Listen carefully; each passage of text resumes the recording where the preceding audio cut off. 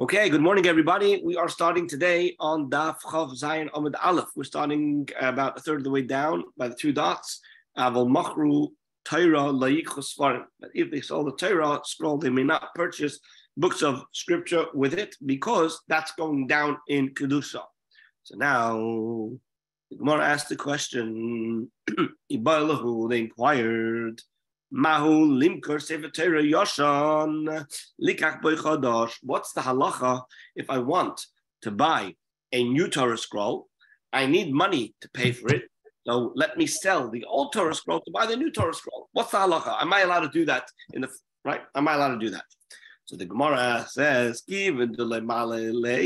also, or maybe we should say that since you're not going up in Kedusha, so therefore it's not allowed. Or perhaps we should say, Kivan aluya, since you can't acharina, there's no other greater sanctity to go up to Shapir Dami, therefore it's permissible and it's okay to do that. So the Gemara says, in order to be able to answer it and to bring a proof, it says as follows: Tashma, come and listen to what we said in the Mishnah. It says in our Mishnah, Avamachru Torah layichus farim. That if they sold a Torah scroll, you cannot purchase a book of scripture with the proceeds. So, from the fact that the Mishnah only says that you cannot buy Sfarim with it, so therefore, Sfarim hudaloi, let us imply that what? That it's only Sfarim, meaning books of scriptures, that you cannot buy because they're of lesser sanctity. But, Torah, but when it comes to Torah, Torah Shapidami. So there, to use it from the proceeds of selling another Torah, that is permissible. That's what we want to infer from our Mishnah. Says the Gemara that no, it's not so simple. Masnisin diavad, we could simply understand our Mishnah as talking about in a case where it already took place.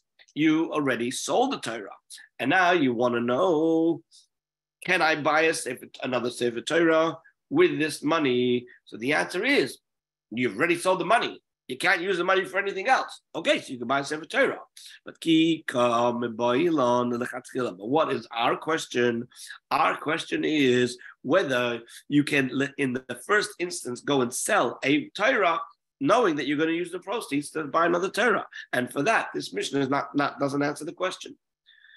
Okay, so let's try and look for another proof from a Brisa. Toshima, come and listen. It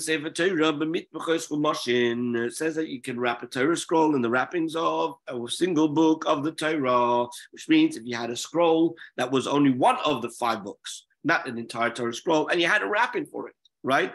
So we say you can wrap a Torah scroll in the wrapping of one of those single books of the Torah. Why? Because you're going up in Kedusha. You're taking something that was used for a lesser Kedusha, and now you're elevating it, you're going up, and you're using it for a higher level of Kedusha because you're wrapping an entire Sefer Torah with it. And likewise, you can take the wrappings of the books of the Nevi'im and the Ksuvim and use it for a single scroll of the 5 books of the Torah. But it doesn't work in the reverse. You cannot take the cover of one of the scrolls of the 5 books of the Torah and use that wrapping to cover the V'im Uksuvim. And likewise, you can't take the cover of a Torah scroll and use it to cover a single one of the scrolls of the 5 books of Torah. So what are we going to learn from here? So we want to try and learn from here a ruling with regards to whether you could sell a Torah for a new Torah. Ketani Mehos, we've learned over here, in other words, in any rate, we've learned in this price that Gelilin Sefer Torah, that you could wrap a Torah scroll in the wrappings of a single book of the Torah. So what does that teach me? That implies that Sefer Torah line, that it's only the wrappings of a single book of Chumash that I can use and cover this Sefer Torah with. However, the implication is Mitbecha Sefer Torah light. If it's a wrapping of a Torah scroll that is a full Torah scroll, I can't take one and use it for another. Why? Because the principle is you got to go up. You can't go sideways, right? So therefore, you can only purchase something of greater kedusha. You cannot purchase something of the same kedusha. Meaning, in the first instance, you wouldn't be allowed to make this sale for the purpose of buying something that is on the same level. So maybe we could learn from this brisa a proof, meaning from an inference, that by the fact that the brisa only mentions that you could use the cover of a single scroll for a Torah scroll, right, tells me that it doesn't mention a Torah scroll for a Torah scroll because it's not allowed. And therefore, I'd learn from there. You cannot sell a Sefer Torah to buy another Sefer Torah. Says the Gemara, wait a minute. This brisa itself has a ending. Ema Sefer. Let's look at the concluding part of the brisa. And what does it say? It says, "V'loichu moshin b'mitbechei Sefer Torah." One cannot wrap single books of the Torah with the wrappings of a Torah scroll, right? If that's the case, right, then ha-Torah, the Torah shapir dami. I could infer that the fact that it says you cannot use a Torah scroll cover to cover a single scroll, it means, but I could use the cover of a Torah scroll to use for another Torah scroll. So therefore, it's inconclusive. You could infer both ways from the very same brisa. So therefore, elamaha, from this brisa, leka lemishma minah, you cannot infer anything. So we need to still figure out whether you can sell a Sefer Torah for the purpose of buying a new Sefer Torah. Toshima, come and learn. It says as follows: Menachem Sefer Torah al gabe Torah. One can lay down one Torah scroll upon another Sefer Torah. Torah al gabe chumshin, and you can put a Torah scroll upon the books of the Torah. And you can put a single book of the Torah upon the Nevi'im Uksuvim, but you can't do it in the reverse. You cannot put the books of the prophets and the writings on top of a single book of the Torah, and you cannot put the single book of the Torah on top of a Sefer Torah. But what do we see over here? We see over here that although you cannot put these things of lower sanctity on top of something of greater Kedusha, but nevertheless, one Sefer Torah you could put on top of another Sefer Torah. And if that's the case, if you can put one Sefer Torah on top of another Sefer Torah, so therefore, let's learn from this that if I sell an old Sefer Torah, I could buy a new Sefer Torah. Why not? Says the Gemara, this is not a good proof. Why? You're telling me about putting one thing on top of another? That can't be used as a proof. Why? Shiny. Because when you put things down, it's different. Shiny. When you put things down, there are going to be instances where it's impossible to do it any other way. In other words, sometimes there's no room. And if there's no room, the only choice you have is to put one on top of another, and there it's allowed. But to sell, where you do have a choice, then who says you're going to be allowed to sell in order to buy another Sefer Torah? And here the Gemara comes along and gives a proof that it is allowed because there's no other option. Because if you're not going to say this, right? If you're not going to say that the difficulty of not putting a Torah on top of another Torah for any reason, so then so then how would you ever be able to be permitted to roll the Torah scroll? Because once you roll Bereshis, right, then you have Nayach on top of Bereshis, and so on. As you keep rolling the scroll, you can have one part of the Torah on top of the other part of the Torah. Right? One page necessarily rests upon the other because it's being rolled. Ella, rather, what must we say? Given the lay efsha, because it's not possible any other way. Sorry, that's why it's allowed. So to hear the brisa that you mentioned, that you can put one Torah on top of another, it's only given the lay efsha shari. It's only because it's not possible any other way. That's why it's permitted. So therefore, you cannot infer from here anything about whether you could sell a Sefer Torah with the intention of buying a new Sefer Torah. Okay, so let's look somewhere else. Toshima, come and learn. The Omar Rabba Bachon, Omar Rabbi Yechanan, Meshum, Rabbi Shimon Gamliel. So Rabba Bachon says in the name of Rabbi Yechanan, who said it in the name of Rabbi Shimon Gamliel, that what? Lo Yimkar Adam Sefer Torah Yoshan Likach Boy Chadash. It seems to be a very clear ruling over here, right?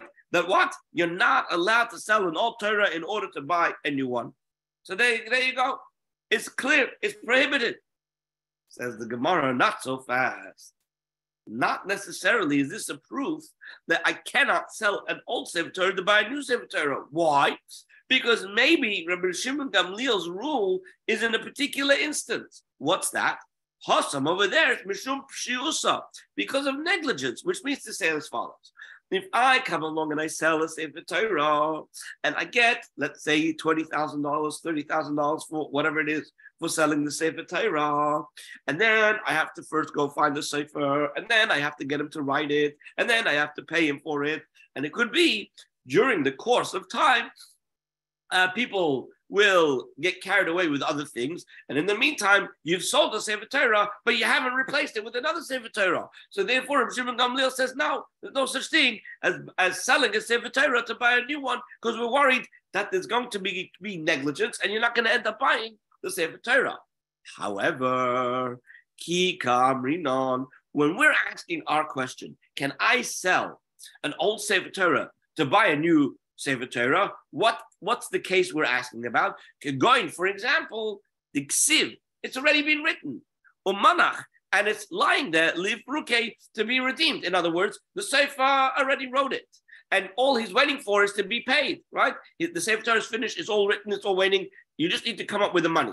So the congregation says, we don't have the money, but if we sell our old Sefer Torah, we could pay for it. So that's the question. And the question now is, what's the halacha? Can I do that? So therefore, let's not learn out from what Rabbi Shimon Gamliel says, because Rabbi Shimon Gamliel is talking about the case where there's no Sefer Torah written, it's not ready to have this exchange take place straight away. Okay, so we need to find another source. So far, so good. Everybody still with me? If I'm going too fast, let me know. No, all good. Okay. Toshima, come and learn. The Omar Rabbi Yechanan, Mishum Rabbi Meir. And Yechanan says in the name of Rabbi Meir, Ein Meicherin Sefer Torah. You cannot sell a Sefer Torah unless it is for one of these two things. Ela Lilma Torah, Velisa Isha. It's only in order for a person to learn Torah, which means a person really doesn't have any means with which to support himself, but he wants to learn Torah. All he has is a Sefer Torah. So we say you can sell the Sefer Torah in order to learn Torah. The Lisa Isha, and the other thing is in order to marry a woman, in order to take a wife. In other words, if I don't have any means to be able to support my wife, to marry a wife, etc., so then if the only way I can get the means to acquire a wife, to marry a wife and support her is going to be by selling my Sefer Torah, then that is going to be permissible. So now, 1 second, we want to learn from this a halacha for us, whether we can sell a Sefer Torah to buy a Sefer Torah. Excuse me. So Shema Mina, we can learn from this that selling a Sefer Torah in order to buy another Sefer Torah is permissible. How? How do we learn it? Because if I said that I could sell a Sefer Torah in order to be able to learn Torah, so that seems to be exactly the same scenario over here. We're selling a Sefer Torah to be able to purchase another Sefer Torah. So it would seem from the statement of Rabbi Meir that it would be possible. Everything Gemara, no. Not so fast. Dilma shiny limud. Perhaps we could say that when it comes to studying Torah, then it's different. And it's different even from a Torah scroll. Why? Because shahalimud may be lidei maisa, because learning Torah brings one to do the performance of mitzvahs. So there's a discussion about whether Torah study is more important or maisa, the doing the mitzvahs, is more important, and we conclude that the limud is greater because it brings to Maisa. So therefore, we're saying that limud Torah versus purchasing the Torah in and of itself is two different scenarios, because the learning of the Torah is actually bringing a person to perform mitzvahs. So therefore, there's an extra consideration, and that's why you're allowed to sell the Sefer Torah in order to be able to go and study Torah, which is going to bring you to a greater performance of the mitzvahs. Likewise, there's going to be something unique about getting married, which would say there's a difference over there, and that's why we're allowed to sell it. Isha Nami, taking a wife is also a legitimate reason for selling the Torah. Why?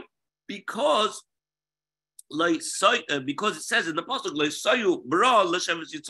the world was not created by Hashem to be desolate, to be void, right? But rather he created the world for it to be inhabited. And since it's such a big mitzvah of settling the world and getting married and having children, etc., so therefore this is an overriding consideration which would allow you to sell a Sefer Torah. However, Avol Torah b'Torah, to sell one Sefer Torah to buy a new Sefer Torah, light. So perhaps that's not going to be permitted. So therefore, the proof that you just brought from Rabbi Meir is not a good proof.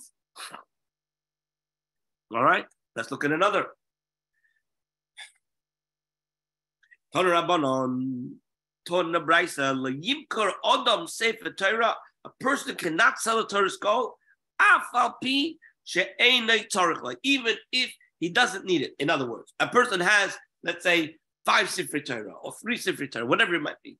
And so therefore he says, I don't need this extra one. So therefore, it's taking up room in my closet. What I'm going to do is I want to sell it. So it says over the Brisa says, a person should not sell it, even if you have no need for it. Yes, Rabbi Shimon ben Gamliel. Moreover, Rabbi Shimon ben Gamliel said,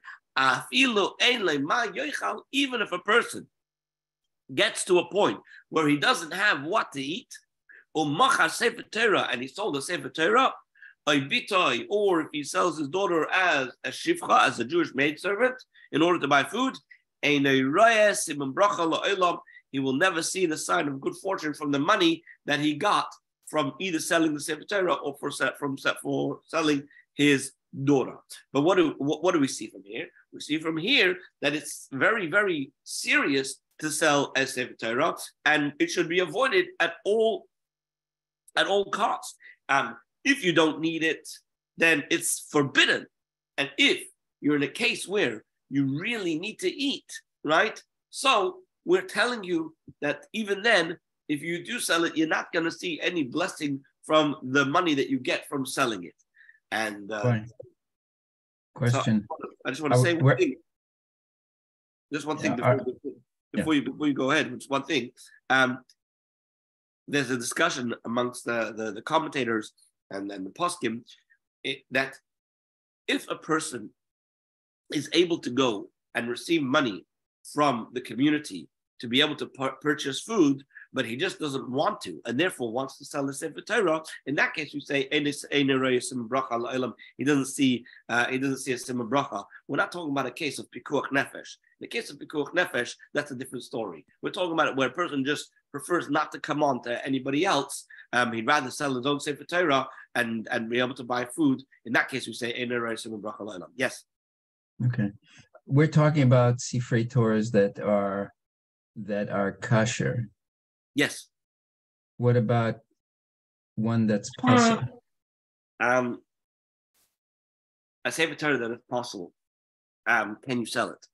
I don't know. I don't want to answer that without looking in Shulchan Aruch again to see the distinction between the two. I'm not sure. I can lean at it tomorrow. I will come back with an answer for that. I'm not sure.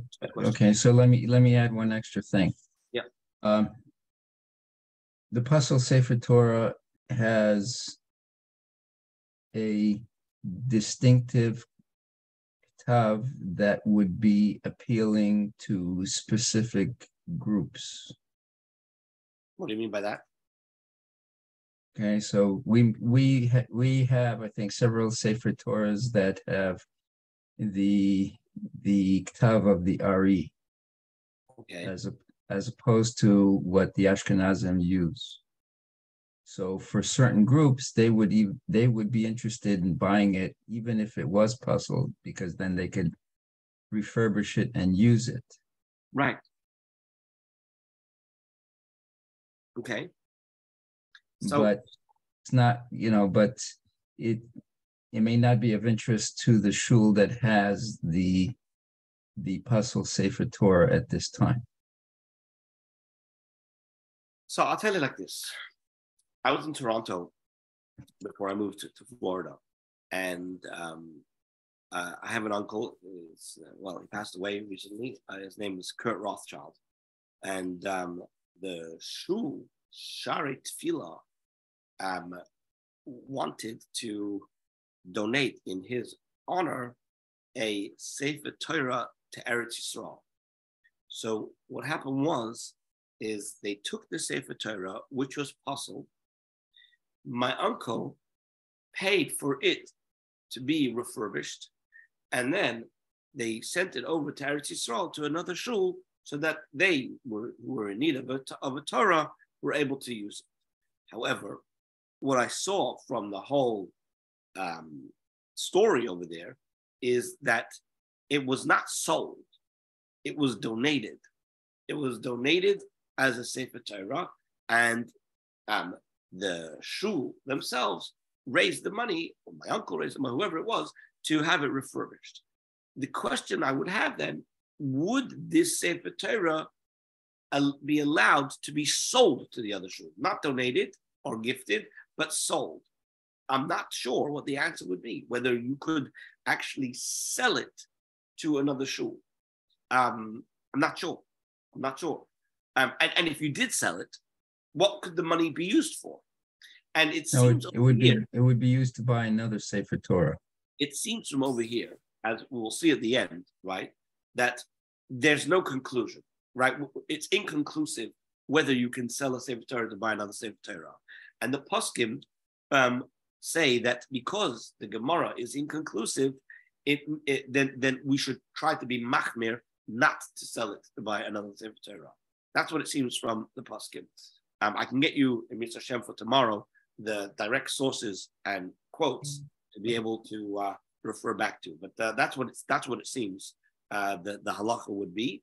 Again, I'm not going to paskin. This should be paskin by a rav for each community and for each congregation.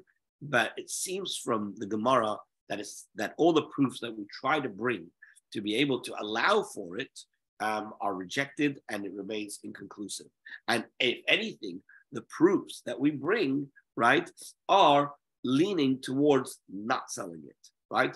Even though the one that we just mentioned now says you shouldn't sell it even though you don't need it, right? Right? That seems to be an individual. A person should not sell his own individual Torah scroll, even though if he doesn't need it, right? But then it goes on to say that even if you don't have what you want, what you need to eat, right? You sell the Sefer Torah, you don't see a simon bracha la'olam, which seems to imply that it's not osur. It's not looked kindly upon, but it's not osur.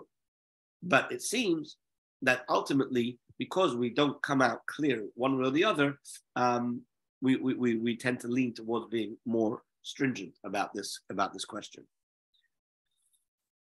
All right, let's continue with the Gemara. The Gemara quotes now from the Mishnah that we said with regards to selling a shoe, right, or any of these other things that you sell, any other sacred objects that you sell, that for which you need to purchase something of a greater kedusha. So there's the actual money required to buy these new objects. But what happens if there's change, if there's leftover money from the proceeds of the sale? So let's say I sell a shul and then I want to buy an Arna Kodesh. Obviously, right? If I sell a shul and I buy an Arna Kodesh, there's lots of money left over. So does the leftover money have the same kedusha and the same restrictions that I can't do whatever I want with it? So says the Gemara. Amar Rava said, Leishanu This ruling was taught only when they sold it, but they still had money left over. However, here, in a case where the people went around collecting money, let's say to buy a shul, or collecting money to buy a Arna Kodesh, and they raised all the money and they had extra money, so then there are no restrictions. The Mishnah was only speaking about in a case where you sold something with the intent of buying something of greater Kedusha, and now there's leftover money. So therefore, it said in the Mishnah, there are restrictions with the leftover proceeds. You can't just do whatever you want. However, if you went around collecting money for something and you managed to raise that money and more, the extra money can go to other purposes, not for specifically uses of Kedusha. Right? The Gemara, Abaya challenged Rava's interpretation from a brisa, because it says the brisa says where do we say that the proceeds have to be used only to purchase an item of greater sanctity? Only in the case where they did not stipulate at the time of the sale that they wanted to use the proceeds for regular things. Avol hisnu, if when they sold it lechatchila, they said that the leftover funds, the funds were going to be used for other things. It is permissible to use the funds even to hire a duchsusya. Later on in the Gemara, a bit further on, we're going to discuss what is the duchsusya. But the bottom line is, it's something that is not kedusha, right? It's something that is just in the regular domain. It's not the domain of kedusha. So Abai says like this: Hey, let's understand the brisa. What's the case of the brisa where the brisa says that if you stipulate that you're going to use it for other things, you could use it for other things. If you didn't stipulate, then you cannot use it for other things. So what's the situation of it? What are we talking about? If you're going to say that they sold a sacred object and they had leftover funds, so the question then is, even if they did stipulate, who cares? I mean, how can you stipulate to do something that is forbidden, right? In other words, if I come along in the Mishnah and I tell you that if you sell an Arna Kodesh, you need to use the proceeds for something of greater Kedusha, what does it help me when the Brisa comes along and says that if that this is only talking about in a case where they didn't stipulate. But if they did stipulate that they were going to use it, that they could use it, how could you use it? It's forbidden to use it. So therefore, what's the answer?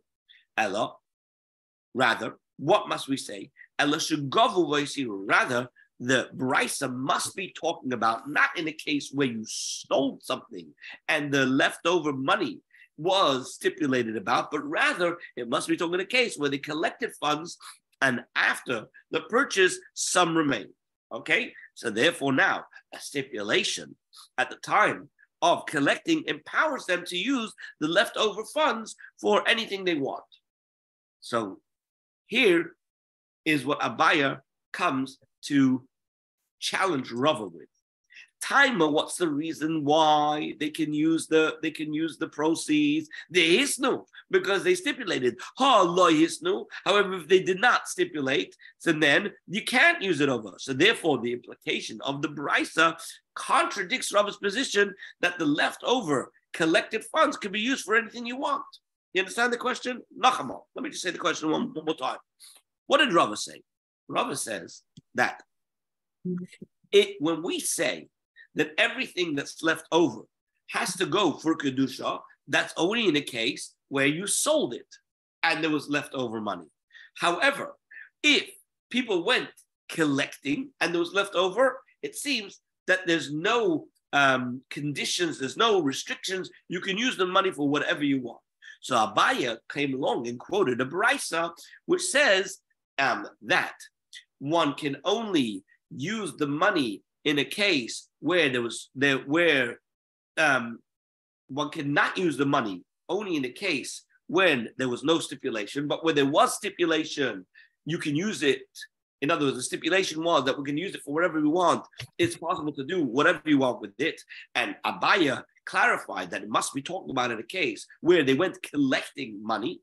Why? Because if they weren't collecting money, right? If this was coming as the proceeds of a sale, it would make no difference. It would make no difference to make a stipulation because it would be forbidden either way. So therefore, we must be talking about in a case where what? Where they went to collect the money. And when they went to collect the money, if they made a stipulation that they're going to use the leftover money for anything they want, fine. If they didn't make a stipulation, then you wouldn't be able to. In which case, Rava's blanket statement, where he says that if you collected money, you could do whatever you want with the leftover money, doesn't seem to be correct. There would have to be a stipulation, and Rava doesn't mention anything about a stipulation. So that's the question that Abaya is asking Rava. Yeah, is that understood? Yes, Ben. Yeah, I wanted to ask actually two. The first one is very simple. I see Rabba spelled with a hey at the end and with the aleph. Is the same rabbi? There's Rabba and there's Rava. Two different rabbis? Yeah, they're two different people. Okay, that's fine. But here I'm thinking when you're collecting money, you also many times stipulate, we need to buy a new Torah and we need to make a collection. So when you make the collection, you're making a collection to buy a Torah. That's right. Will that stop you from doing anything else with the money? So we're saying from the Bryce that we just quoted, it would sound as if you didn't initially set out with a clear intention that any money that's left over will go to other things that are needed by the shul or can go to help the poor or anything else you want, then it would seem that you cannot use the money for anything else. So that's what I'm saying. Many times people will donate faster if they know, for instance, you need a Torah. They say, "Oh yeah, let's give them the money to buy the Torah." But if the rabbi and the gaboim, right, the people in charge of the shul, don't make it clear that any leftover monies are going to be used for whatever else the shul needs, then it wouldn't be possible to do that. But okay. I think people understand that when the shul goes out to raise money for Torah, and they tell you that they're selling the parshiyot, and they're selling letters, and they're selling sentences, etc., right? Everybody understands that these are means of fundraising, right? In other words, when somebody comes along and says, I'm giving $18,000 for a parsha, right? If you're paying $18,000 for a parsha, that's going to be a very expensive Sefer Torah if everybody's paying that kind of money, right? Yeah, I understand that, but I'm just saying if it's not stipulated, then I understand. But if they stipulate, we're collecting money for Torah, can they use it for other things? So the stipulation is not that they're not going to use it. The stipulation is that they're going to use it for other things. That is the stipulation. That's what they say in the outset when they start collecting. They collect it for the purpose of a Sefer Torah, and it's understood by everybody that the proceeds that go beyond the cost of the Torah are going to be used for other purposes. So that's fine. Okay. So therefore, we challenged Rava. So what's the answer that we answer with regards to Abaya's question on Rava? L'olam says that the Gemara that Shemachru Veisiru, the Brisa is not like Abaya suggests that they collected money. Rather, the Brisa is talking about where they sold it and they bought something else with it, Veisiru, and there was money left over. And nevertheless, this is what the Brisa means to tell us. In which case was the statement of the Mishnah said that what? That you can use the leftover funds, the extra funds.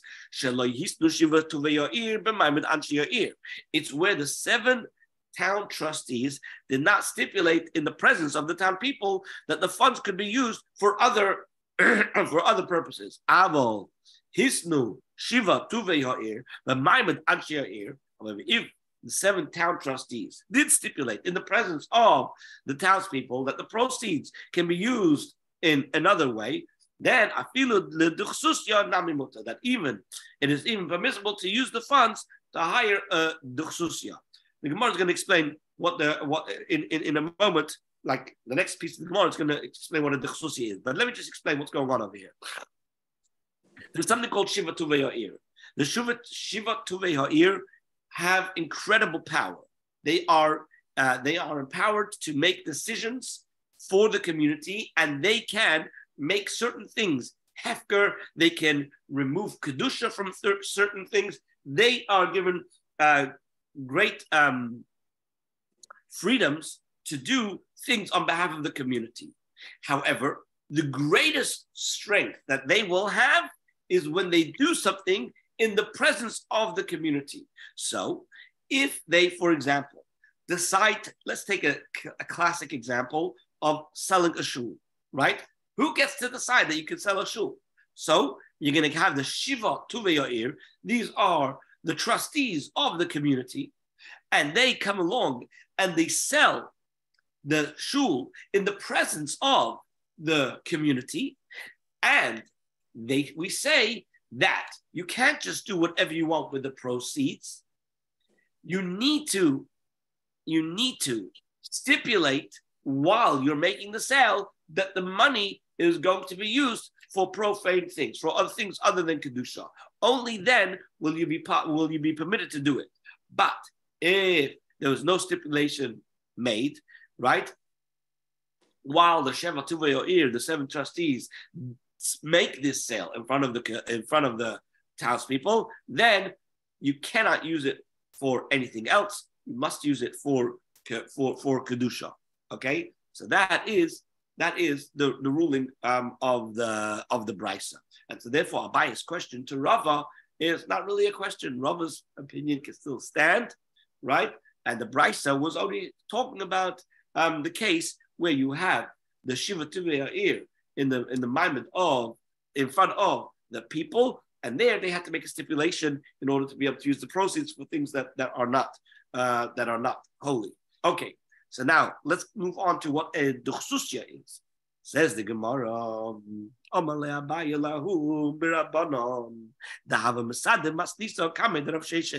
so Abaya asked a certain scholar who would be reciting, he would recite brises in front of Reb Sheshes. Okay, so now this guy obviously hung around Reb Sheshes a lot. So Abaya asked him, Mishmi alach me Reb Sheshes, my duchsusya? Did you ever hear from Reb Sheshes? What is a duchsusya? Amalei. So he said to him, Hach yom Reb Sheshes. This is what Reb Sheshes says. Parasha Nemasa. Duchsusya is the town courier, which means to say that there were times where the community needed to carry a message to the authorities. So they would have this messenger ride on a horseback backwards and forwards from the authorities to the community. So that cost money. So if the money that came from the proceeds of this sale, then if there was a stipulation that it could be used for non-holy things, it could be even used to hire this courier. Okay. What do we see from this? From the fact that Abaya didn't know what this word meant. And he asked the guy who used to hang around with Sheshes and he used to recite the brises. This teaches me on my Abaya. Abaya says, Hilkach, therefore, Hai Tzova Merabanan. Whenever you have a young scholar, the Shamelei Milsa V'Layada Pirusha, who has heard a word, but he doesn't know the definition of the word, what should he do? You should ask about the definition from somebody who frequents the presence of the rabbis. It means somebody who's hanging around the prominent rabbis. It's good to ask him. Because it's not possible that this guy who's been around these people hasn't learned the definition from a great man. And here we see a very important principle about shimush. Shimush Talmidei Chachamim. It says, Godel Shimusha Yosem Melimuda. The greater is the service of the Talmidei Chachamim than the learning itself. Because when you serve another Talmud Chacham, you end up learning so many different laws in practice, right, than just sitting and learning in the base of medrash. There are many people, I got a message this morning from somebody who asked me a question. She said she made a statement on Facebook and she wanted to know whether it was correct. It wasn't correct. It was incorrect. And she said, well, I asked this question from somebody else, from another rabbi, and this is what they answered me. And so it seems that there must be a dispute. I said, no, there's no dispute. You just didn't understand the answer of the rabbi. And it took me a while to show her that her understanding was incorrect. Sometimes you can learn something and you can walk away with the impression that this is the halacha.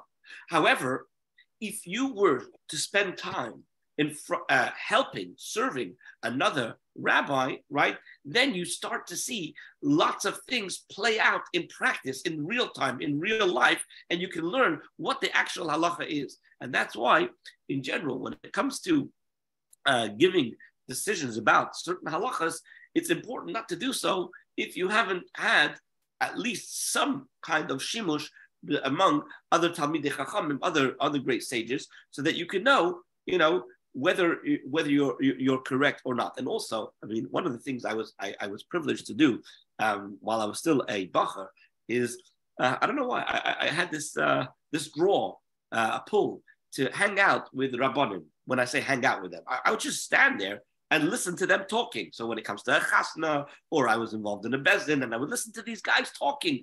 And it's incredible, we're dealing with a get, for example, right? So while the people are, going out and the sefer has gone out, so the Rabbanim are busy talking about shilas that they had. So when you sit there and you listen to them talk about the shilas that they had, you start to learn, halacha l'maisa, right? It's one thing to learn in theory. It's another thing to learn in practice. So this is a story with Abaya. He had a question about what a word means. He went to somebody who hung up Arav Sheshes, and he got the definition that he was looking for. Okay, that's what it says over here. Weiter in the Gemara.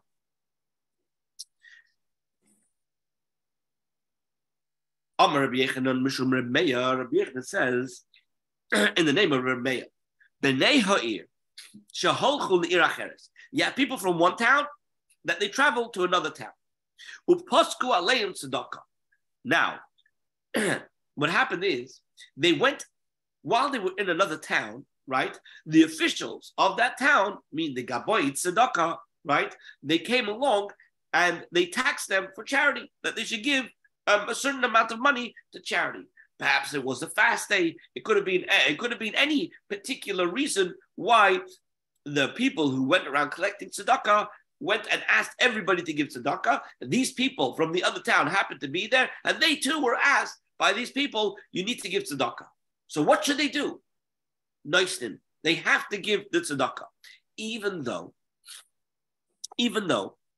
if you are a group of people that are traveling together, I think it's talking over here when it's more than 10. So therefore you don't become nullified into the rest of the other city. So therefore, essentially, you're not really obligated to give to them, right? But nevertheless, because other people are watching and they're not going to know necessarily that there's a reason why you don't have to give, so they think you're going to be in violation of giving tzedakah when everybody has to give tzedakah. So therefore, the ruling is you have to give it. But when they're ready to go home, they can go and bring the money back with them, meaning to say they go back to the tzedakah collectors and they say, give us our money back. Right? Because we're not really obligated to give you the money, and the money that is now be set aside for tzedakah,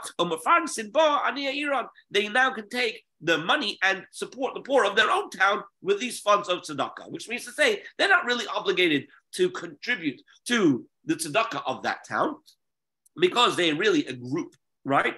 But because you're doing this in front of other people, so therefore you have to give the money. When you're ready to go, you go privately to the Gaboy Tzedakah and you take the money back and you use the money to support the poor people of your own town. Sorry. And we learned a brayta exactly like this, with this rule exactly. B'nei ha'ir sheholchu le'ir acheres. If people of one town went to another town, and the officials taxed them for tzedakah. nice thing, they have to give the money. Same point, when they return home, they be a nice mind, they can bring the money back with them, right? And so therefore, that's fine. That's exactly what we just said. The yochid shaholach le'ir acheres. Now, what happens if an individual goes to another town, or poskol of tzedakah, and they taxed him for charity? So now, that money that they contributed must be given to the poor of that town. He cannot take the money back. He cannot go and say, I want to give it in my own town, because he becomes nullified to the rest of the town, and so therefore he has to give together with them. Okay, so now, Rav Huna goes to Tanisa. Here's a story. Okay, here's a Ma'aser Rav.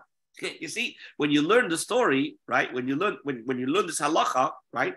This halacha of Rabbi Yechanan in the name of Rabbi Meir, right? And then you have a brisa that concurs with this ruling.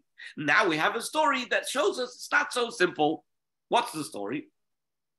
Rav Huna Goza Tanisa. Rav Huna decreed that there should be a fast day.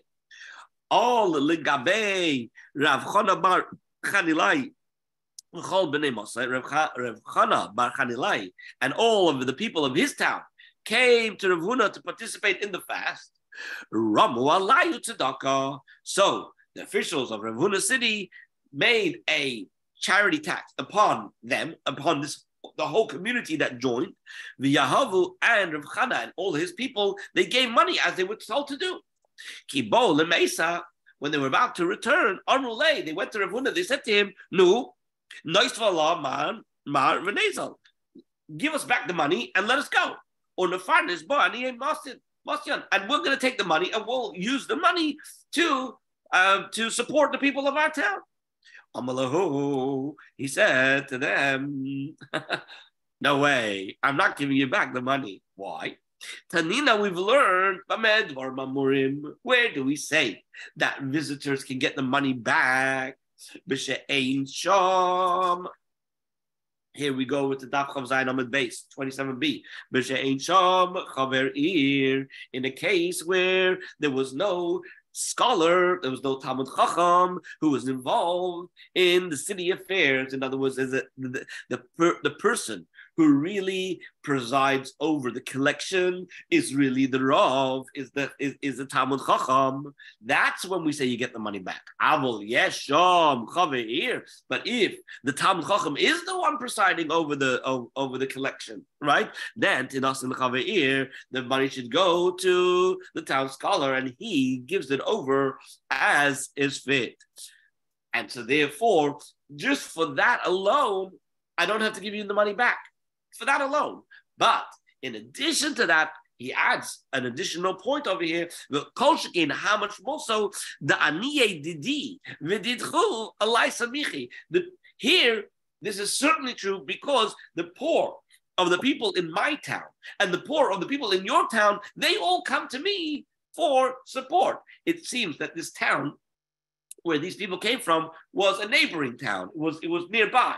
And since it was nearby, it's possible that, well, it seems that this is the case, that these people from that community would come to Rav Huna to get money. And so therefore he refused to give the money back to these people, saying, listen, you gave the money to tzedakah, and when you gave the money to tzedakah, right, because I'm a chaver, because I'm a Rav, so anybody who gives tzedakah gives it adaiti, which means relying on my discretion on what to do with the funds. So therefore, once you're relying on my discretion, I don't have to give it back to you. And in any event, the poor people from your town, they come to me anyway to receive funds. So therefore, you don't get the money back.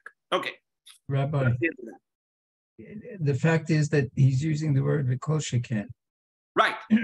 But does that mean that if the people of the other town, the poor of the other town did not come to him, would then he still be required to give back the money? No, he's saying, even if not, I wouldn't have to give back the money. Because the ruling that we had, right, that we mentioned before, which we quoted from a brisa, right, that a community that comes to another city can has to give the money, but they can get the money back when they go back home, is only when there's no chaver involved, when there's no Talmud Chacham involved in the collecting. It's just a matter of the Gaboy Tzedakah, regular people who are appointed to collect tzedakah, they're the people in charge of it. However, if there's a Rav, a chaver, they call it over here, right, which is a scholar, right, who is involved and in charge of the tzedakah, in that case, then you don't get the money back, because when you give the money, you are giving it and leaving up to the discretion of the Rav what to do with the money. So therefore, once you've given the money, you don't get the money back. The kol shekain is how much more so in the situation over here where the poor of your people come to me anyway to get also, the money. Right. I'm handling your stuff also. That's what he said. That's correct. Okay. Let's start the next Mishnah. Says the Mishnah, top of Daf Chav Zayin Amud Beis, in Moichrin es shel Rabim liyachid, the townspeople may not sell a public synagogue to an individual. Why? Because what you're doing is you're demoting it from its level of holiness. What happens if you have a guy who just can't get along with anybody? Nobody gets along with him. So he decides, Genugshein, I can't go to shul. What I'm going to do is I'm going to buy them out. I'll buy out the shul, and then it's going to be my shul, and no one can come into my shul. I'll do whatever I want in my shul, right? So the answer is, if you're going to do it in that way, if you're going to sell a shul that belongs to the public and give it over to somebody for his own private use as a shul, right? What you're doing is you're demoting the Kedusha. Rashi explains the reason why you're demoting it from Kedusha is, is because, I think we'll see later on, is because what happens is you're not going to say Kedusha, you're not going to say Kaddish, all these things. No, see in the Rashi, at the top. Anyway, the bottom line is because what happens is there's not going to be any Kedusha because this guy, you can only say Kedusha and Kaddish with a minion. And since he's now an individual, it's not going to work. These are the words of Remeah.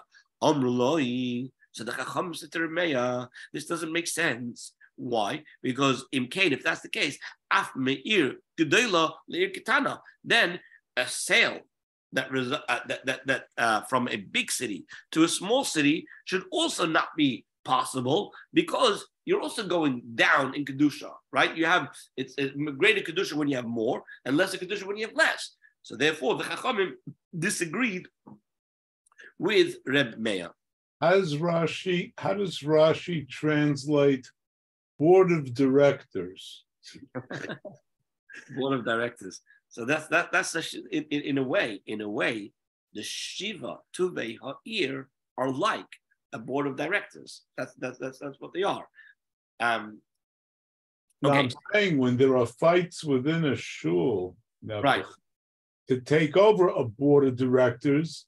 Yeah, I mean, this Mishnah has a lot of relevance to everything that's going on. Yeah, but that's all I was saying.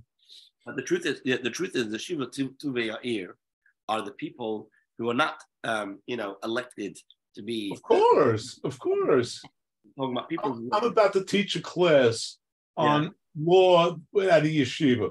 So one of the questions I want to start with is, Lahavdil Elef Havdalas. How do we, not actually, but govern ourselves under halacha?